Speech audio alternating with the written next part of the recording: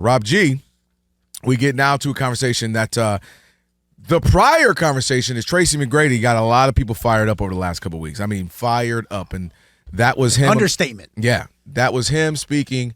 He started this Kobe slander that we've been on. Well, that's the interesting thing. There's a lot of people that feel like now all of a sudden there's been a lot of Kobe slander, where I actually feel the opposite. I think since his death, there's been nothing but praise, and deservedly so. He's one of the greatest of all time. In the last week, you think it's in a positive week for No, Kobe what I'm saying is if you've had he passed in 2020, so if you've had 5-year run of just praise. I see what you're saying. And I'm saying, okay, it's one guy or two say something, we got to relax, acting like it's the end of the world, when, again, we've literally been praising him, statues, you know what I mean, the whole nine. And now T-Mac, Tracy McGrady, comes out on the podcast and he says what he says, which is essentially that you put me in for Kobe, me and Shaq win those titles too. Chaos ensues over the last couple of weeks. And then Shaq replied on his own podcast. On the big pot. That dropped yesterday. And what did he say? We would have played the sound, but because he talks so low, you can barely understand what he's saying. Can you dig it?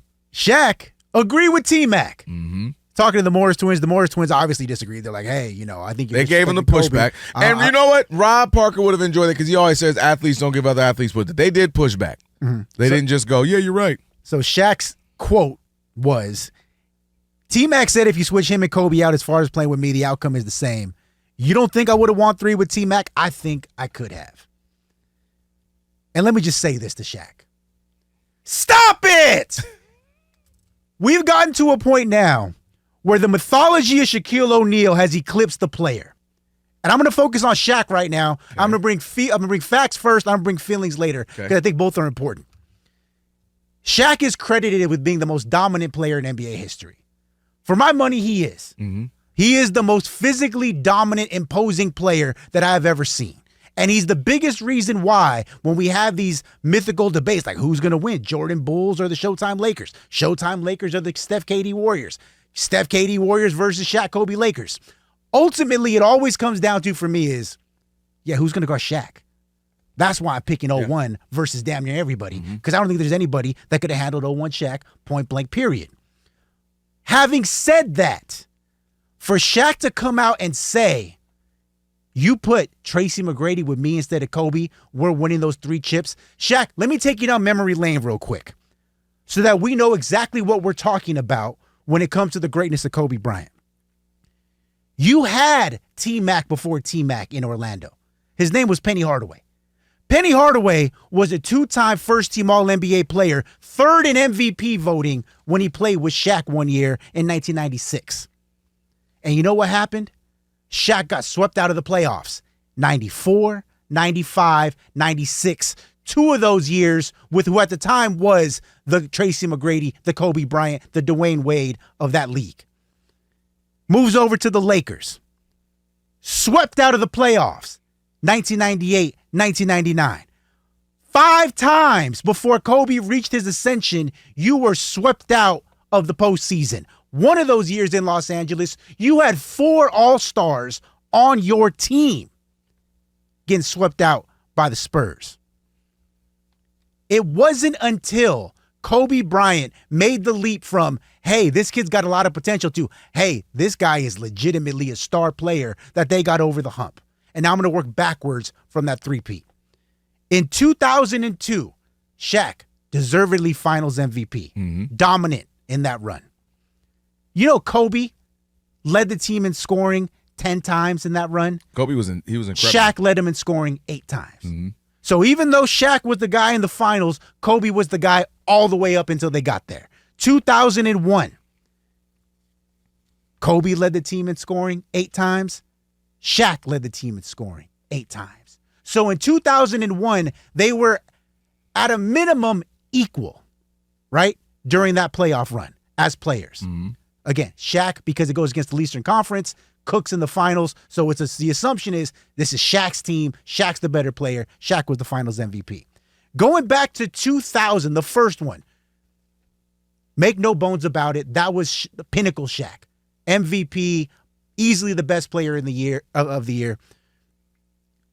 The most dominant season by the most dominant player I think we've seen from Shaq. You know, in the 2000 Western Conference Finals, Game 7, the one where they were down by 15, where Phil Jackson says on record, we might as well pack it in, guys. We're not winning this game. It's over. You know who led that comeback? Who that? It wasn't Shaq. It was Kobe. In that Game 7, decided Game 7, Kobe led the team in points, rebounds, assists, blocks. Had the highest plus minus on the team, or of the starters. That wasn't Shaq. That was Kobe. Hell, I can make a case that Shaq, not only are you not winning 3 championships with Tracy McGrady, you might not even win 1. You do not get by Portland if Kobe doesn't go supernova in Game 7. And now I'm going to bring feelings into it. Elijah, put the camera on me. Where's my camera? Is it right here? Is it right here? I'm going to go right here. Shaq, you don't want to make an enemy out of me. What you said, I just pointed out, was factually inaccurate. But to make it worse, in an effort to build up your own mythology, in an effort to remind the younger generation just how good you were, you disrespected the best player you ever played with. You disrespected the man who you spoke at his funeral because you wanted to make yourself feel better. You should be ashamed of yourself, Shaq. Don't ever bring that nonsense in here again. I can't believe why they did that. I can't believe you did that. I was really that's why I wouldn't look at you. I was like, I can't look at him. I'm let him cook. All right. So we'll be back after this break. And Kelvin, man, you said a lot, and I agree with a lot, but I disagree with quite a bit as well. Number one, you got to it too late for me when it comes to something that you left out when you were breaking down Shaq and what you were saying. Oh, he had this and then Penny that. Phil Jackson. You want to know how he was getting sweat? He didn't have Phil Jackson. You know what happened when he got Phil Jackson? He started winning. And by he, I mean they, as in him and Kobe. Now, what I mean by that is, if you tell me in a situation and I have Phil Jackson, prime Shaq, as we both know that was peak Shaq, 99 and like 03-ish. Mm-hmm. And I also have prime Tracy McGrady, because I believe this is the premise we're all operating off of. You're having prime Tracy McGrady and you're having prime Shaq at the same time. Then I absolutely believe they win at least 1 minimum, likely 2. I will spot you maybe the three-peats with Kobe. Like that extra 3 was with Kobe. But the idea that everybody, he wouldn't got nothing with is absolutely asinine, because it's revisionist history. In real time, we were saying Kobe or T-Mac, who you got. And if you said Kobe, that was fine. But if you said T-Mac, that was fine. And then let's use Kobe Bryant, his own words. When he's asked often about who is the hardest to guard, he talks about Tracy McGrady. He loved talking about how great and most talented Tracy McGrady was. He said he has all the skills and all the athleticism. He goes on to say he's probably 6'10", and he had a rare combination of size that made him so hard and difficult to guard. For that little period that Tracy McGrady was Tracy McGrady, because it was no way near as long as Kobe. Duh, anybody would admit that. He was equally, if not the better scorer. Factually, he was the more efficient scorer. He was the more versatile in that he was bigger at that time. Kobe became a little bit more versatile as he got older and, more of the 24 version, post and fade away. But T-Mac had that a little earlier than him. Size, post you, mid-range, kind of from operating from the elbow. Kobe continued to get that a little bit later. And again, he was a much better defender, T-Mac. He wasn't Kobe. Give you that. But he was much better. And I'm using, again, Kobe Bryant's own words, talking about how he was a much better defender than people give him credit for, and how he could play multiple positions defensively. These are Kobe's words, talking about T-Mac. Kobe Bryant gets so excited, God bless the dead, talking about T-Mac, because he was a problem. And I think we forget the 3-4 year period. And then we'll say, well, he didn't get out of the first round. He didn't do that. Well, he was supposed to be playing with Grant Hill. And Tim Duncan. You beat me to it. But that ended up not happening. So then fine, me and Grant Hill will get busy. It's good enough. Well, then Grant Hill gets the injuries. So he's by himself, and he's making do what he could. And we saw what Kobe did when he didn't have anybody. What did he do? Nothing. And I'm not blaming him, because I'm wise enough to know nobody does anything without anybody. So the best few years of T-Mac, to me, is not that much, or Kobe isn't that much superior than his best years versus T-Mac. And so the idea that the emphasis on peak Shaq with that T-Mac wouldn't win one is crazy to me. Now, I think the difference, Kobe was maniacal, no doubt about it. Kobe would literally punch Shaq if he could. Like, he was that crazed about it. And I absolutely believe he's the reason why I say that there's difference between winning 1 and 2 versus 3. I'll give you that. I can see that. I think that's what made Kobe great. Because I think T-Mac was more naturally gifted, as Kobe has mentioned. But I think Kobe's maniacal approach and that extra little bit he would get out of even a Shaq, by if it's me confronting him, by if it's me getting into it with him, if it's me kind of poking him and prodding him and to get better, I think that's the differentiator that gets you a three-peat. And I'm okay with that. And I absolutely believe Kobe's the better player in the totality of careers. But the act like that 3-4 year window when it was, Kobe, I'm going to go Kobe. Okay. Or I'm going to go T-Mac. That wasn't asinine or crazy for a handful of years. And if you're giving me that guy with peak insane Shaq and Phil Jackson and the surrounding pieces, I don't see how they don't get one. Doug, maybe likely two. You know entirely too much ball to make a comment like that. Please help me. Just with the comparison, because I remember I was living it. I know you were living it there too. Uh-huh. Kobe or T-Mac. Kobe or T-Mac. Mm-hmm. You know what other debates we used to have like that? Who that? Melo or LeBron. Chris Paul or Darren Williams. Which, now that we get years removed from it and we see the bigger picture, there's no debate between those guys. It's not close at all between those three players. But, okay, I'm going to let you go because I got my rebuttal. And then here's the other one. Tracy McGrady, you mentioned, famously never got out of the first round, ever, until he was a bench warmer, never got off the pine in San Antonio, and he almost snuck his way to a chip until LeBron and the heel stopped him. Yeah. You know why he never got out of the first round? Why that? Because Tracy McGrady could not close the door. Famously, Rob Parker will tell you, in a series against the Pistons, I remember vividly. Tracy McGrady says to the reporters, man, I'm just glad that we got out of the first round, because we up 3-1 and feeling real good about himself. He actually thought they won. Didn't realize it was best of 7, not best of 5, and they promptly lost the series, right? That is beyond hilarious. Kobe from 2000 to 2004, so that was all 4 of their final runs and another year where they got, I think, bounced in the second round, led the Lakers in fourth quarter scoring because he, unlike Shaq and unlike T-Mac, could close the door. He was capable of slamming it shut. And here's the last reason. Tracy McGrady, again, I don't want to disrespect Tracy McGrady because he's kind of like a collateral damage in this whole thing. I think it's more that happens all the time. If me and you argue LeBron and Steph, then Steph looks like nothing or LeBron looks like, this is what happens. So Tracy McGrady, for all of his offensive gifts, and he was tremendous. During that entire run, if we're only counting from 2000 to 2004, because that's when it was peak Shaq, you know that Kobe was first team all defense 2000, 2003, 2004, second team all defense 2001, 2002. So every year during that stretch, Kobe was one of the 10 best, if not the 5 best defenders in basketball. Tracy McGrady was never an all defensive player. That's what separates really good from great. That's what separates a top 20 player, a top 30 player from a top 10 player, a top 5 player. You know why I can insert that extra little bit of energy to be that ranked that high? Because I have Shaq. When I have my second best player is the fact that you and I can't even name him, then I have to do more. It's the reason why, and you've seen it, when LeBron had teams where he wasn't great, he had to exert, I have to do it all, so I'm going to be maybe not the best defender I could be. When he was with the Heat and I had other players, we're like, what the freak? LeBron is insane defensively because I have help. And I can take a player too often lock down Derrick Rose to the tune that we didn't never think we'd see Derrick Rose get locked out. And I'll never say T-Mac would be the exact defender as Kobe at all.